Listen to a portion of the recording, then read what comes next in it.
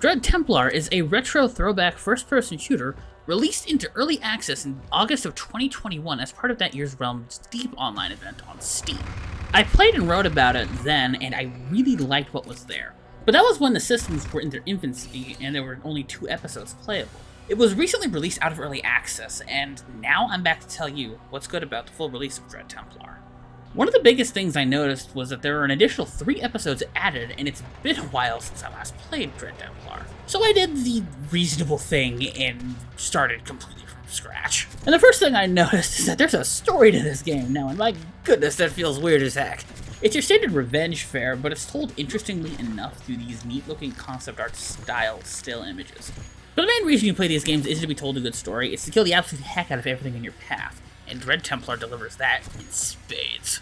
As you can no doubt tell on some of this footage, Dread Templar is a throwback first-person shooter, or boomer shooter as the technical term goes. You go around a series of different areas in a usually 3, or in this game's case, 5-act structure, killing increasingly messed up looking demons along the way. Usually with an arsenal that escalates in the wildest of ways. Dread Templar has 10 weapons baseline, and they all fill the standard FPS niches. You've got the double pistols, the double Uzis, shotguns, the regular and super variety, a bow, a trap launcher that stuns enemies, and the dual blades that can be combined into a spear and yeeted at enemies to put them into a wall. The newer additions are the Infernal Revolver, which can chunk most enemies with a precision shot, an Infernal Rocket Launcher, which is the main splash damage weapon in the arsenal, and the Infernal Gauntlet, which serves as the panel-fit BFG-style weapon. And these can be even further customized with the game's upgrade system. While it's still stayed largely the same since the initial early access release, it's more a case of if it ain't broke, don't fix it.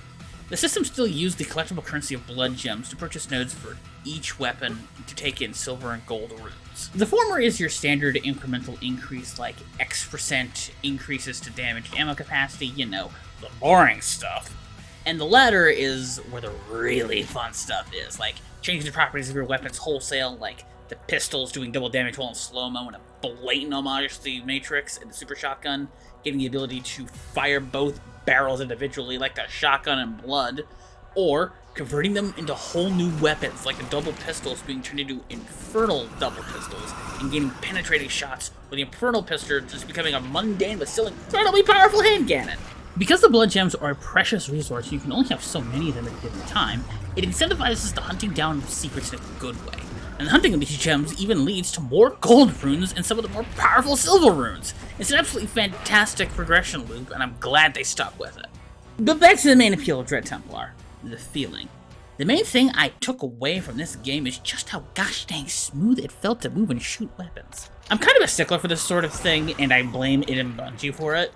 But I think the reason I spend more time with these kinds of shooters is that aside from them being thematically much more interesting than modern military hardware, is that the guns and movement just feel so gosh dang nice. Dread Templar is another game in the boomer shooter canon to add to this, while also doing its best to incorporate some modern flair. The main things among them are the increased damage on headshots, the inclusion of a slow-mo power, and a quick and far-reaching dash. The dash is something I can get behind because going fast is always good. I needed some selling on the other two, but I eventually got behind them. The inclusion of precision damage is a thing that you'd think would make the more precise weapons more powerful, but the balancing among the game's 20 or so different enemy types makes it so that you don't get too dependent on a small part of your arsenal. The slow-mo power is great for when you need to assess a situation on the fly, or just want to feel like an absolute badass in a room full of soon-to-be dead demons. The movement is also incorporated into level design as well. We get these massive, sprawling, almost maze-like areas to go through and explore, which makes secret hunting really fun. But if there's one issue that I have, is that this makes it really easy to get lost and waste a bunch of time, and since quick saving and quick loading aren't a thing in this game, it means that when you reload a save, you end up losing a bunch of progress. But from a pacing standpoint, there are enough save points stretched out just enough to keep this from being a problem in regular gameplay. There's also a new mode called Guardian Mode, which essentially serves as basically a horde mode where you can just go through gauntlets of progressively tougher enemies and see how long you can survive.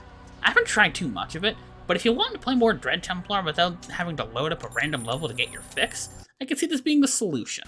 Dread Templar is a pretty good boomer shooter that I'd happily recommend now that it's out of early access. While there are some issues with the level design for Secret Hunters, the rest of the package more than makes up for it. This gets the bonus action seal of approval, which is totally not a thing I just made up. But that'll be enough for this video. Thank you for sticking around to the end, and since we're here, quick announcement. We're getting back-to-back videos to both test some changes to the release schedule that I want to make, and also make up for the fact that this is coming out a week late. Thank you for watching, don't forget to like and subscribe, and have a great week.